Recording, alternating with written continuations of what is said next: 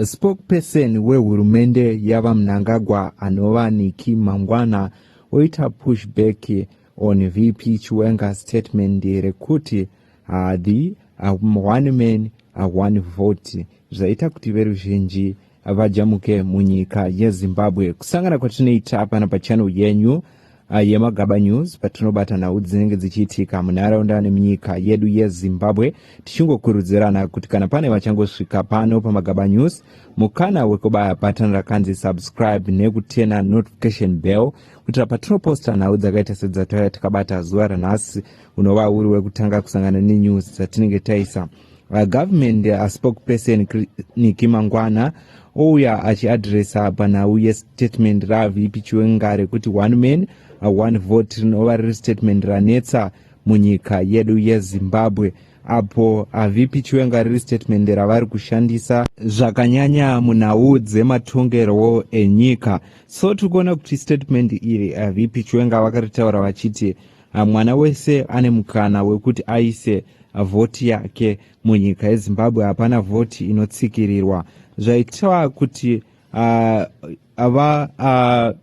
Mangwana vauye vachitaura vachiti munguva yeRhodesia yeUDI paitwa chirongwa chekuti icho hapana kuti munhu wese painzi one man one vote, nyangwe paisashandiswa kunzi munhu wese anongovhota, paitariswa marights ekuvhota kuti gender zvakare, kuita zvakare kuti wakadzidza here, une upfumi here, ndo paitwa kuti munhu avhote, asarudze MP, asarudze president. Zvaita kuti Mangwana vaonekwe kuti vari kusairira kunze one man one vote yaVP Chiwenga, sezvo one man one vote iyi achirongwa chakauya nevanhu vatema panguva yevanhu vachena, apo pavaitaura vanhu vatema vachiti vari kuda kuti munyika yeZimbabwe muve nekuti munhu wese akwanise kuvhota. So ndo chirongwa chaakuda kuvharwa zvakare neZANU-PF ichiti pacable 3 apa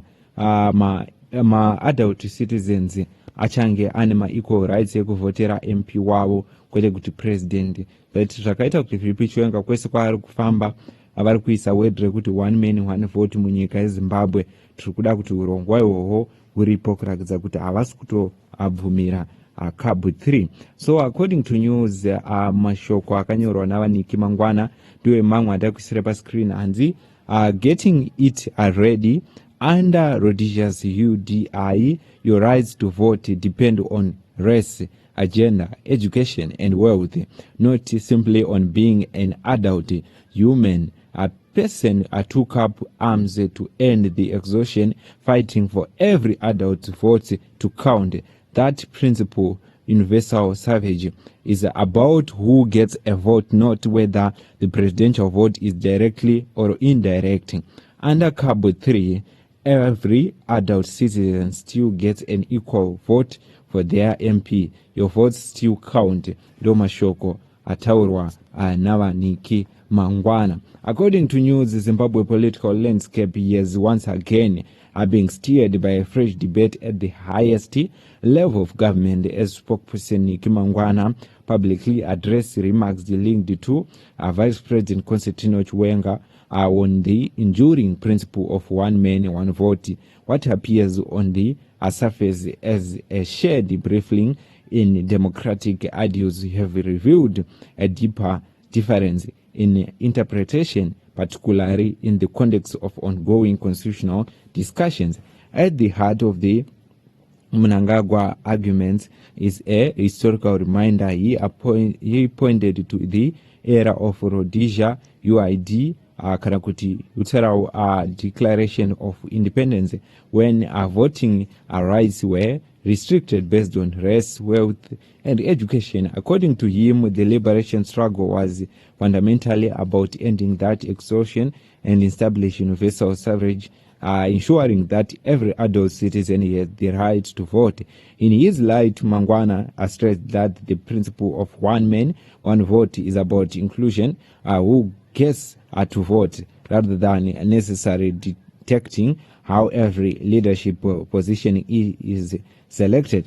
The distinction becomes critical when placed alongside the debates around the Constitutional Amendment Bill number 3. Mangwana urged that the proposed change to do not strip citizens of their voting rights. Instead, he framed them as a party of a constitutional structure where citizens continue to elect members of parliament who then participate in a broader governance processes. From this perspective, he maintained that the core democratic principles remain intact. Every citizen still has a voice through their votes. However, a visit to Vice President Constantino Chiwenga position is understood by many observers placed a strong emphasis on the traditional and direct meaning of one man, one vote. This interpretation resonates deeply with Zimbabwean liberation history, where the slogan symbolizes not just inclusion but also direct participation in determining leadership. For many citizens, it represents a straightforward expectation that leadership choices should be made directly by the people ever possible. The difference between these two perspectives has sparked widespread discussion. Some see Mangwana's remarks as a technical clarification meant to reassure the public that democratic rights are not under threat. Others interpret the exchange as highlighting a subtle but important difference within government messaging, difference that could shape public trust and perception, especially at a time when constitutional reforms are under scrutiny beyond personality. The debate touches on the broader and more complex question of what differing democracy in practice. It resonates about guaranteeing the right to vote, or does it also require that citizens direct choose key leaders? So muri Zimbabwe ndona uya tikabata ndona uya kutaura iyi tikuona kuti vaniki Mangwana vanga vagara apa statement rekwa VP Chiwenga vachiti ivo panguva yeRhodesia, nguva yekuti nyika yanga isati yatora kuzvitonga kuzere, paishandiswa chirongwa chekuti vakadzidza nevane mari ndio vaikwanisa kuvhota chete. So apa vari kuti ivo hatisi kubvisa chirongwa ichocho, asi tichachisiya kuti vanhu vanovhota vachange vachivhotera maMP chete, kwete kuti president anenge akusasarudzwa nevanhu. Zvikurambwa naVP Chiwenga achiti munyika yeZimbabwe tinokoshesa chirongwa chatakarwira, chirongwa chakaita kuti macitizen achide munyika yeZimbabwe chekuti one man one vote. Munoti maererano nenhau iyi? Idzo news dzatiri tikabata pano paMagaba News, patinobata nhau dzinenge dzichiitika.